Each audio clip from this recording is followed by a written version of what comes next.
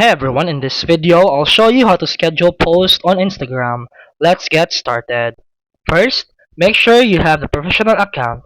Go to your profile, then tap the three lines in the top right corner, then scroll to account type and tools, and select switch to professional account. Then choose your category, for example, creator or business, and you're ready.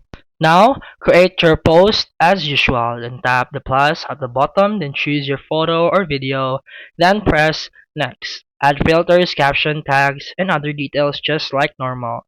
Before hitting share, scroll down and tap advanced settings. At the top, you'll see schedule this post. Turn it on. Then set the exact date and time you want. Then after that, tap done, then instead of share, tap schedule. And that's it for today's video. If you found this helpful, please like and subscribe for more videos. See you in the next one.